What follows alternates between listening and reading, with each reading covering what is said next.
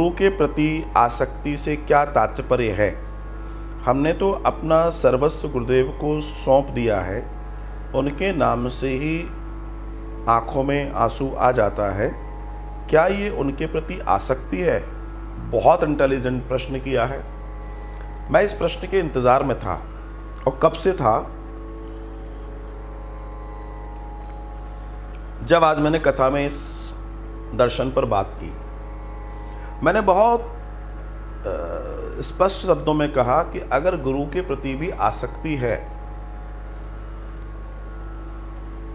तो मुक्ति संभव नहीं है। ध्यान देना मैं कहना क्या चाहता हूं। अब इसको बारीकी से समझें।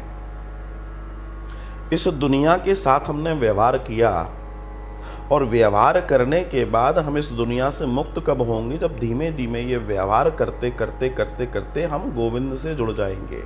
लेकिन जुड़े कहाँ से? इस दुनिया में आके ही जुड़े।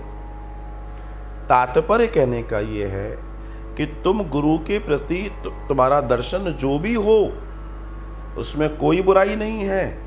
अगर तुम्हारी आसक्ति भी है तो कोई बुराई नहीं है, लेकिन गुरु के साथ निरंतर उस ज्ञान की यात्रा करो कि अंत में जाकर आप जब गुरु से विदा लो तो तुम्हारे मन में कोई ऐसा दर्शन नहीं रह जाए।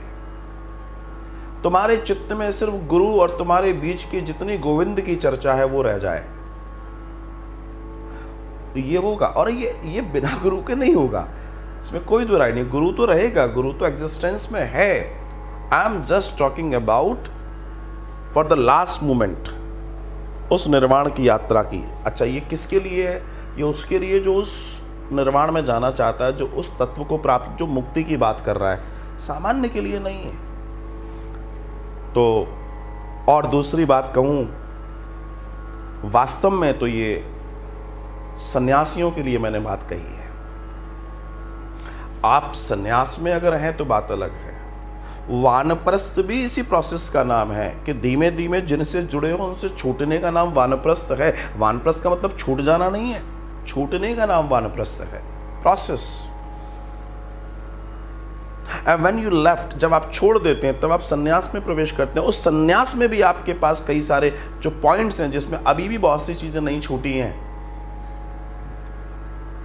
तो ये नॉर्मल गृहस्थ के लिए चर्चा नहीं है। आपने शायद ध्यान दिया हो, मैंने एक बहुत बड़ी बात उसके साथ जोड़ी थी, और मैंने कहा था भगवान श्री शंकराचार्य जी का दर्शन मैंने दिया था। मैंने कहा इतनी सारी चर्चा उन्होंने की, और वो महासन्यासी थे, इतनी सारी चर्चा उन्होंने की, और लास्ट में उन्होंने सबका निचोड़ विवेक चूड़ामणि में दे दिया। ये मेरा कहने का दर्शन है। तो सन्यास परंपरा के लिए जो, देखिए, हर चीज़ हर किसी के लिए नहीं है। आप किसी चीज़ को जिस जगह पर हो उस जगह से ही कनेक्ट कर सकते हो। जैसे